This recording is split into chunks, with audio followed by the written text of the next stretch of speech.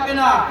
আওয়ামী লীগকে আমরা এই জন্য বলছি যে আওয়ামী লীগের নিবন্ধন বাতিল করে তার রাজনৈতিক এবং সাংগঠনিক কার্যক্রম বিচার চলা পর্যন্ত নিষিদ্ধ ঘোষণা করতে হবে।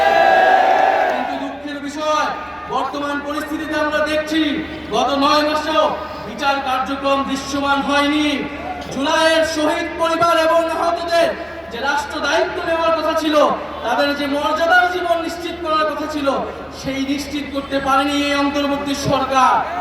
এবং আমরা দেখছি দুঃখের সাথে যাদেরকে গ্রেফতার করা হচ্ছে তারা জামিনে মুক্তি পেয়ে যাচ্ছে, বিভিন্ন জায়গায় মামলা বাণিজ্য করা হচ্ছে এবং বিভিন্ন রাজনৈতিক দলের আশ্রয়ে আওয়ামী লীগ তৃণমূলে পুনর্বাসিত হওয়ার পরিকল্পনা করছে। বন্ধুগণ, আমরা দেখতে পাচ্ছি যে আমাদের এই অন্তর্বর্তী সরকারের সময়, গণঅভ্যুত্থান পরবর্তী সরকারের সময় যে নির্বাচন কমিশন গঠিত হয়েছে, সেই নির্বাচন কমিশন গণহত্যাকারী ফ্যাসিস্ট আওয়ামী লীগের লোকদেরকে প্রার্থিতা অযোগ্যতা ঘোষণা করতে সম্মতি দিচ্ছে না। তারা বলছে যে এটি নাকি রাজনৈতিক সিদ্ধান্ত। নির্বাচন সংস্কার কমিশন সুস্পষ্টভাবে সুপারিশ করেছে যারা গণহত্যা করেছে, যারা লুটপাট করেছে, যারা ফ্যাসিস্ট আওয়ামী লীগের সাথে জড়িত ছিল, তারা কোনোভাবে আগামী নির্বাচনে অংশগ্রহণ করতে পারবে না।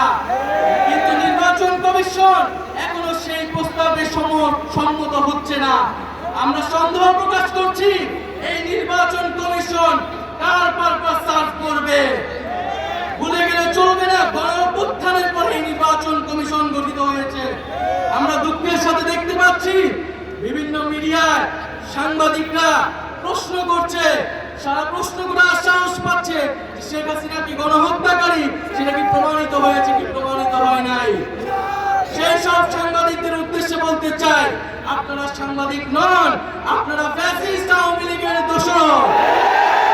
বাংলাদেশে নয়, শুধু বাংলাদেশে নয়, পুরো পৃথিবীতে জাতিসংঘের রিপোর্টও স্পষ্টভাবে প্রমাণিত হয়েছে শেখ হাসিনার নির্দেশে, আওয়ামী লীগের নির্দেশে, আওয়ামী লীগের পরিকল্পনায় এই জুলাই আগস্টে